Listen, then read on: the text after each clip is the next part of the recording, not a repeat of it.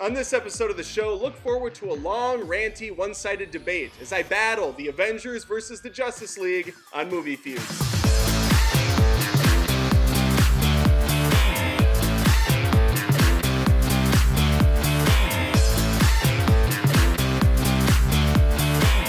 Avengers was pure joy for most when it hit the big screen. Marvel slowly introduced the team in standalone films, setting up a world for them to play in and then nailed the execution when they finally battled side by side. It was a movie 4 years in the making, with Iron Man, The Incredible Hulk, Iron Man 2, Thor, and Captain America preceding it.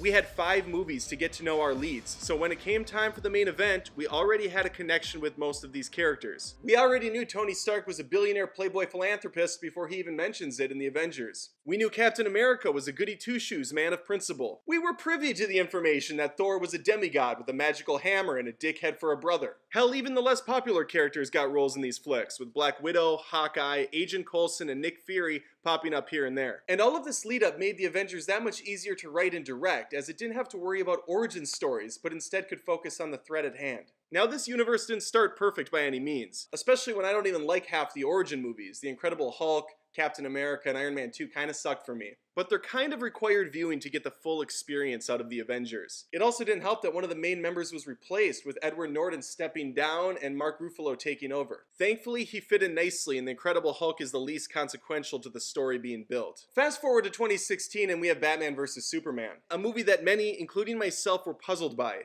A flick that works as a sequel to 2013's Man of Steel and also as a rebranding for Batman. The brilliant Christopher Nolan Dark Knight trilogy has come and gone, had its time in the sun, and now it's Zack Snyder's turn. He and his team throw a lot at the audience in a clear attempt to rush their cinematic universe. DC and Warner Brothers have certainly been very busy. In less than 2 years, they released BVS, Suicide Squad, Wonder Woman, and Justice League. What Marvel did in 4, they accomplished in less than half that time. Some would argue that that came at a price. I'd be one of those people to argue that.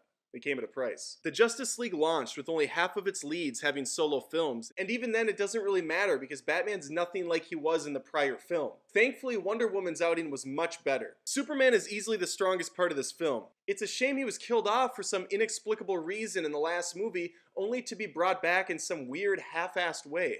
Didn't 2 of the DC's major plot points revolve around the dangers of an evil Superman attacking Earth? Now in a complete 180, Batman takes all of 2 seconds to assess the situation, says F it, let's dig this corpse's ass back up, resurrect him, let him finish the job. Even if it risks doing exactly what I fought him for in the first place, which was him coming back evil, laser-eyeing us to death, and going about his merry way. The biggest issue with rushing to the Justice League was not having an established team. Had the Flash, Cyborg, and Aquaman had their own film or team-ups, we could have saved a lot of meandering time doing quick introductions. Not only that, but how much money is Warner Brothers throwing at these top-of-the-line actors who get no more than 2 minutes of screen time? Jeremy Irons? Where is he at? He's Alfred for like 5 seconds. J.K. Simmons? Academy Oscar Award winner J.K. Simmons. Maybe a minute. Maybe a minute of film time. Amy Adams. Diane Lane.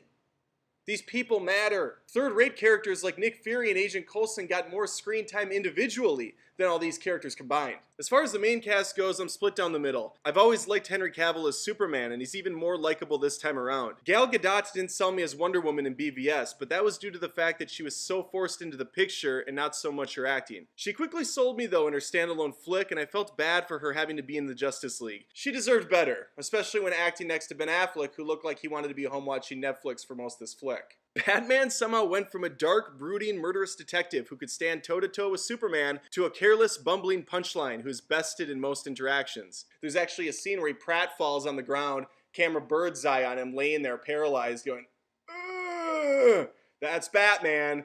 Dark, edgy, gritty. That's Batman now. To some, Ezra Miller as the Flash was a welcomed addition, providing awkward, nerdy observational humor. I found his timing to be off and forced. Jason Momoa worked far better as Aquaman.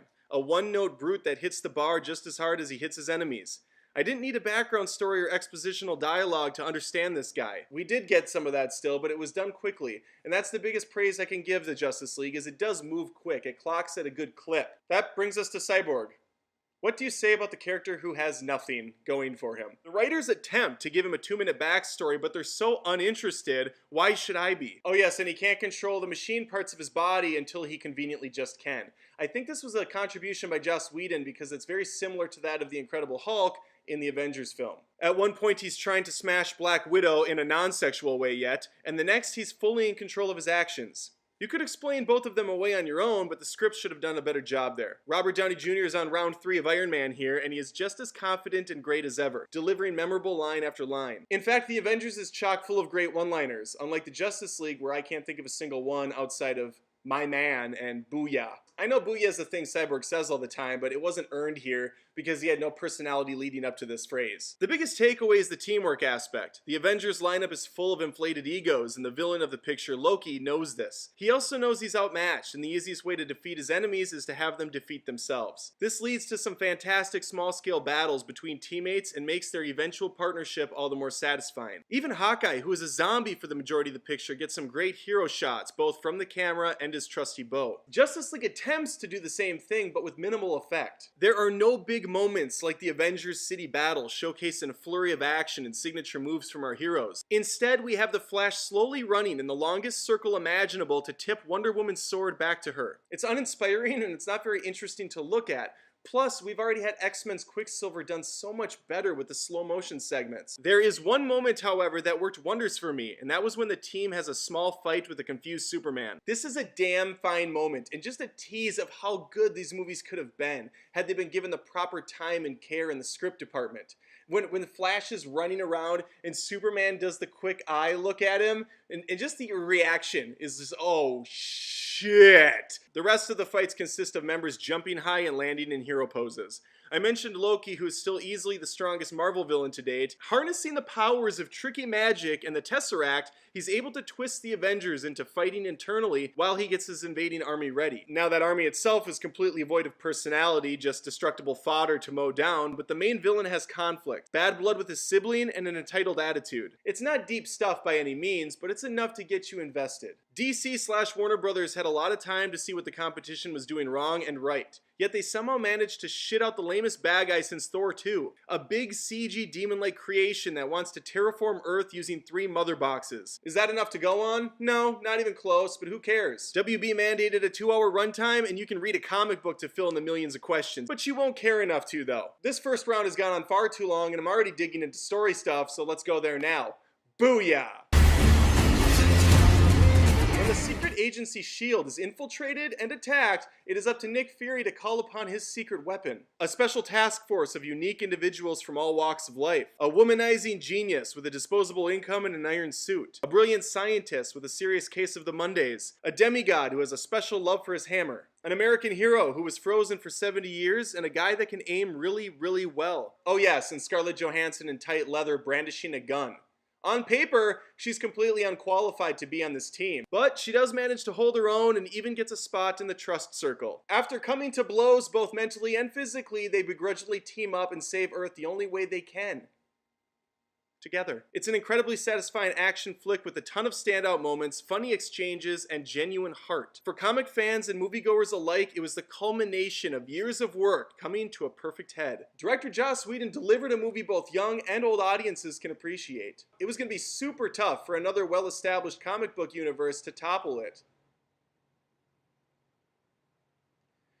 Let's talk about Justice League. Our film opens with Batman thwarting a criminal on a rooftop. The twist here is that the Dark Knight has no interest in the common thug. He has bigger fish to fry. Instead of arresting this dude, he uses him for bait to figure out the mystery behind this creature. Then he lets the presumably murdering racist go as he figures out what the symbols left behind the alien bug's corpse mean. Why the alien bug left behind 3 cube symbols is beyond me or anybody for that matter. The greatest detective in the tri-state area comes to the conclusion that a war is coming and he needs to put together some sort of suicide squad to save the day. So he rounds up a guy he saw once on a camera living underwater. He collects a teenager who can run really fast and for some reason has already made a superhero costume. We have no backstory for that either, but who cares? Superhero movie. You love this. He tells his butler to contact Wonder Woman because she is the only person he actually knows, and she probably has information on the strange happenings going on. Once Batman assembled his crack squad, they are ready to take on Steppenwolf. They get their asses properly handed to them and realize they're a garbage team. So what do they do next? learn to fight as a cohesive unit and save the day. Now fuck that, they dig up Superman's corpse, mother box this bitch back to life. He promptly leaves, so they shrug their shoulders and press on again without him. Superman eventually returns and saves the day and reminds the rest of the Justice League how incredibly useless they are. Side note, what is the point of having a dude who can communicate with fish and has the ability to manipulate water if you don't have him do shit with those skills? Seriously, all he did was jump high and stab creatures with his trident, which contains more than 3 prongs, thereby rendering it not a trident. Would it have been hard for him to call upon an orca whale, which he suited up with armor and Gatling guns on the sides? No, it wouldn't have. At bare minimum, he should have pulled a great white shark out of the water and thrown it at the bad guy. The film ends, as most do, with Amy Adams narrating for some reason. I don't think the movie started with Amy Adams speaking to us, and I'm not actually clear who she's speaking to, but Warner Brothers and DC didn't put any thought into it, so why should I?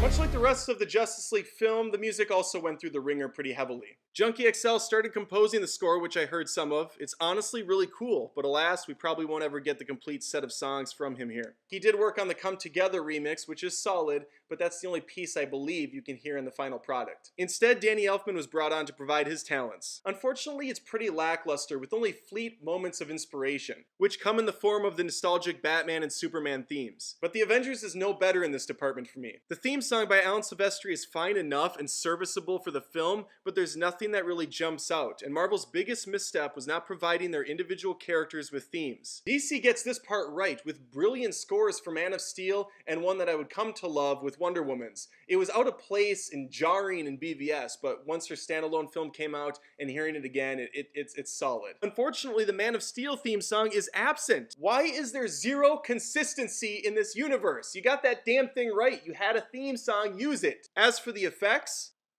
Jesus, how much time do you have? The Avengers had a lot of CG, yet things still have a level of realism. It's a lofty goal to nail down, considering their scenes featuring a giant green monster man smashing aliens down the sides of skyscrapers. There's an impressive amount of digital and practical effects on display. Justice League looks like a cartoon, and not the prettiest one either. Snyder's previous film, BVS, was dark, dreary, and beautiful. It was very well shot. He has an eye for visual splendor when it's done right, but Justice League is a hodgepodge of visions being jerked back and forth like a tongue stuck to a flagpole. It's painful on the eyes, and that's obviously credited to the fact that Zack Snyder had to bounce halfway through his vision to go be with his family during a tragedy. So Joss Whedon, my Avengers director, had to step in and then pick up the pace.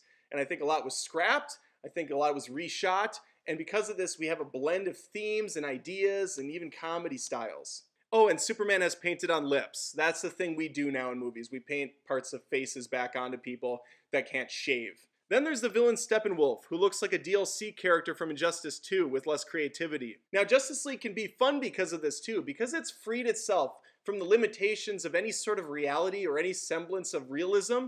There can be a lot of fun to be had here, and there is. The Mother Box Keep Away segment on Themyscira was a blast to watch. And I'm also very impressed with just how short they managed to make Gal Gadot's skirt in this one. And this is of course complemented by multiple upskirts and voyeuristic shots, which are of course insulting, but for the perv in me, I quite enjoy. They did not need to do that. Speaking of the costumes, we have a mixed bag. I think Captain America's is just plain terrible, and it's much improved upon in The Winter Soldier. JL doesn't fare as well, with Wonder Woman of course being the highlight. It was great seeing color on Superman too. Batman looks pretty awkward, and I think that's mainly due to the fact that the color was so pumped up after the fact. Dude's meant to be barely visible from the shadows, not walking down the street on a nice summer day. I have no idea how they came to the conclusion that Cyborg looks good. His torso looks uncomfortable, and for some reason he modifies his symbol to match the folder from BVS that Lex Luthor made. Still can't get over those fucking folder icons. Who made them? Why do they exist? For what purpose do they serve? I need to move on. BVS is not a good movie. It's not a smart, layered movie. If you like it, that's great. But stop pretending that it's this deep, brilliant flick. I don't particularly care for cheaters. It took me a long time to build my channel to the place it's at now. It's not that impressive of a number, but I've worked at it, damn it. I put in a lot of time, energy, and heart into this passion project of mine. When I look at this DC universe, I see a cheater.